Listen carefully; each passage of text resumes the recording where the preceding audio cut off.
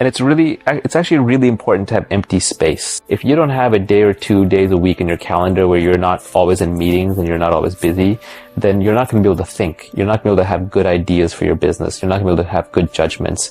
So I also encourage taking at least 1 day a week, preferably 2, because if you budget 2, you'll end up with 1. A day a week where you have nothing on your calendar and you just have time to think.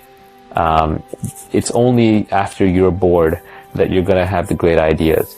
It's never going to be when you're stressed or busy or running around or rushed. So make the time. To me, the real winners are the ones who step out of the game entirely, who don't even play the game, who rise above it. And those are the people who have such internal mental and self-control and self-awareness that they need nothing from anybody else. So there are a couple of these characters that I know in my life.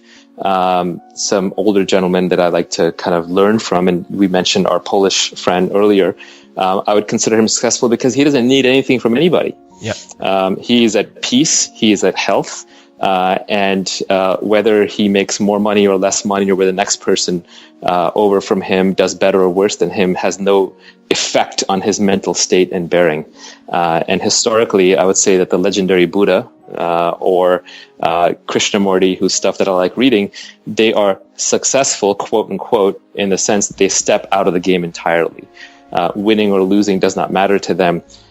There's some line that I read somewhere that all of man's troubles arise because he cannot sit in a room quietly by himself for half an